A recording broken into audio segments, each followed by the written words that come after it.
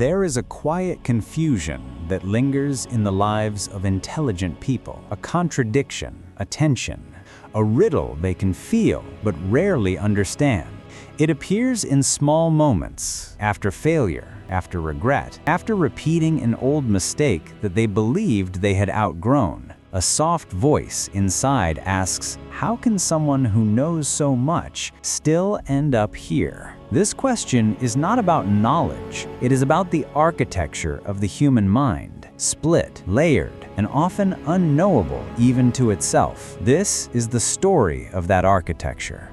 The story of why awareness does not equal control, why intelligence does not prevent self-destruction, why the mind, when left unchecked, becomes its own trap. We begin not with genius, but with conflict. The mind does not speak with one voice. It is a council of competing systems, shaped by evolution long before reason ever existed. One part calculates and predicts. Another part remembers pain. Another part fears the unknown. And buried beneath these layers is something more primitive than logic, the nervous system trying to avoid discomfort. Smart people believe they live in the part of the mind that analyzes, but most of their decisions are controlled by the parts that feel. A brilliant thinker may understand consequences clearly, yet still follow an impulse that hurts them, not because they do not know, but because the emotional system reacts faster than the rational one,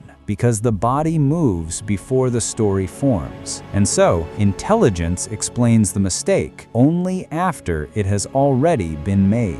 There is a pattern observable across cultures, personalities, and lives. The intelligent overestimate the power of thought. They assume clarity leads to change, that insight leads to action, that understanding is transformation. But human behavior is not governed by understanding. It is governed by conditioning. A person may know exactly what is best for them and still walk directly toward what is worst, not by accident, but by familiarity. The brain clings to what it knows, even if what it knows is pain. To change behavior is to ask the nervous system to abandon safety. Smart people can intellectualize pain so well that they normalize it. They become fluent in explaining their suffering, but unable to step outside of it. For them, self-destruction is not chaos, it is routine. There is also the matter of identity. A child who is praised for being intelligent learns to equate worth with correctness. Their sense of self becomes tied to being right, being capable, being impressive. Vulnerability becomes a threat. Failure becomes unbearable.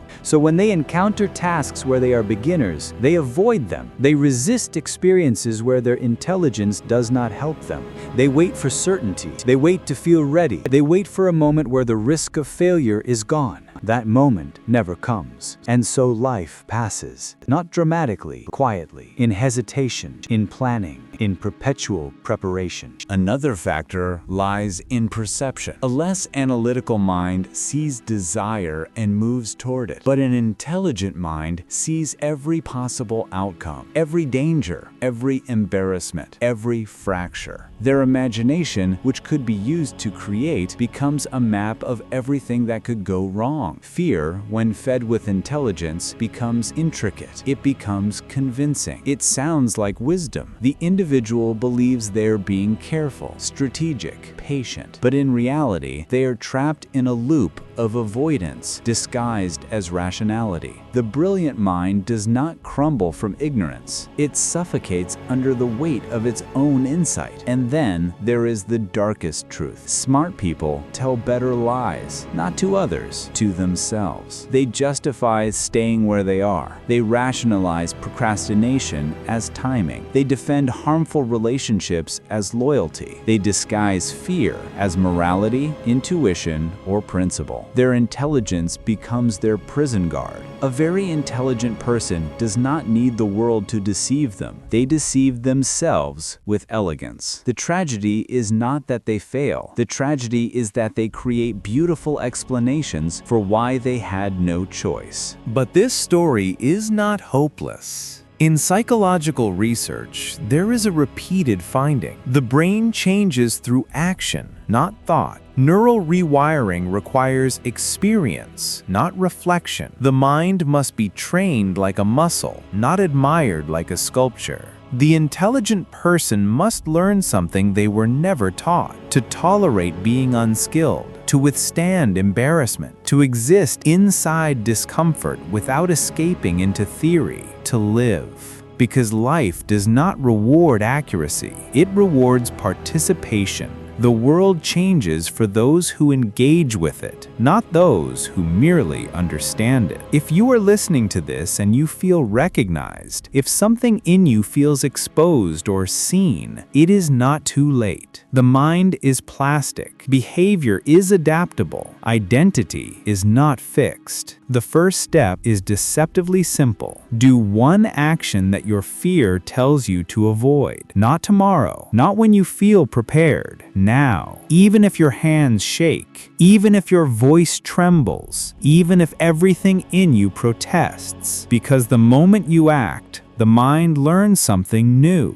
that fear is not fatal, that uncertainty is survivable, that reality is not as sharp as imagination, and slowly the world begins to open. But here's the uncomfortable truth. Being smart doesn't protect you from bad decisions. In fact, sometimes it increases the chances of them, because the smarter you are, the better you become at building beautiful excuses to defend the choices you already emotionally made. Smart people don't analyze to discover the truth. They analyze to justify the feeling they don't want to admit. Let me explain. Smart people think they decide with logic, but the first spark of every decision is emotional. A whisper, a pull, a craving. Then the mind begins its work, constructing rational reasons to protect the ego. I deserve this. I'll start tomorrow. It's not that big of a risk. Other people won't understand. The decision was already made. Logic just came in afterward to write the speech.